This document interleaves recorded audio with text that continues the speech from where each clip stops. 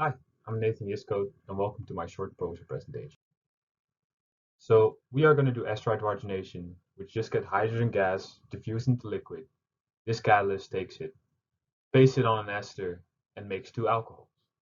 And to do this high pressure reaction at high throughput conditions, we want to have some specific reactor engineering. After that, we get data, and we get in fact 6 times the data that we usually get. How can we maximize the data that we have, and how can we make it greater than the sum of its parts? That's what I'm going to get into. So first off, the reactor. The reactor is devised so it has better data through controlled and timed automation. We have our reaction mixture inside the vessels. Then we pressurize and heat, and we make sure that we have the exact conditions we want it at. And only then is the catalyst added. This moment is locked, and we have a very defined start of the reaction. After that, the automated sampling is done. And like that, we have an automated reactor system that hopefully takes work that is comparable to a single reactor run, but yields 6 times the data. Researchers will have temperature, pressure, and concentration control with this reactor to have most of the freedoms that they would need to explore just about everything. So we get very good data. We get high data resolution pressure uptake data, and here just a comparable system, but you can see that we get the kinetics too. And the kinetics are for fingerprinting the reaction basically. We want to see what's going on in between point zero and this final yield to get a more intricate knowledge of what our catalyst is doing and how everything works. And these kinetics allow for this exploration. So we get this data 6 times big. But we have very complex systems, 8 species, 6 reactions. So do we want to, if we want to do something with this system of ODEs, we got to have a specific method for it. And well, the specific method is having a computer basically estimate rate constants until it finds very good fits and minimizing the residual of the lines. And as you see, it does extremely well at this. And now that that happens, we can use that to estimate data quality effects. So let's say we add a little bit of noise and we see what happens to the parameters as we remove or add resolution.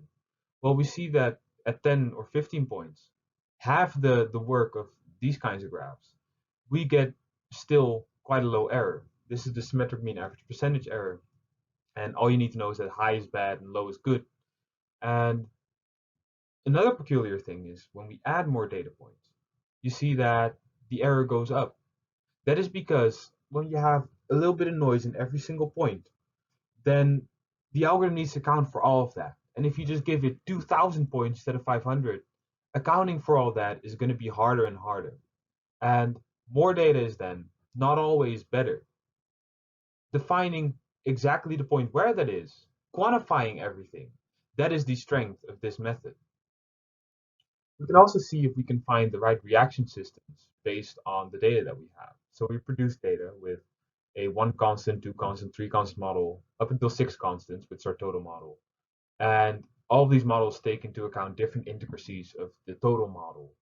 And what you would like to see is that when we have a model that provides data, and we fit it with a certain model, that the accurate model, the model that the data comes from, gives the lowest scores for the residuals of the fit lines. And by and large, this happens. Some mistakes are made, here this is lower, and some of the higher parameter models here give lower scores.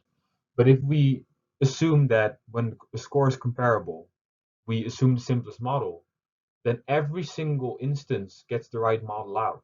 So we have now seen that on theoretical data at least, we can directly get our reaction systems from kinetic data, which speaks to the power of this method.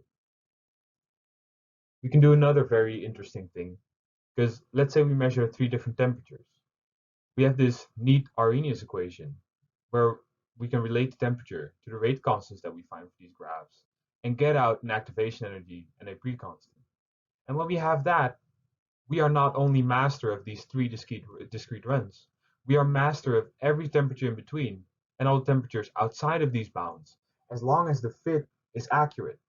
What this means is that if we fit stuff with systems of ODEs, not just exponents or something else, we get significant constant, the actual rate constants, which means that with this actual system, we can vary any parameter that the system takes into account, which is beautiful because it gives researchers more freedom and it requires less energy intensive work for more gain. And that is how we add more value to this data than just the sum of its parts. I hope you enjoyed my poster presentation. I hope the poster excites you.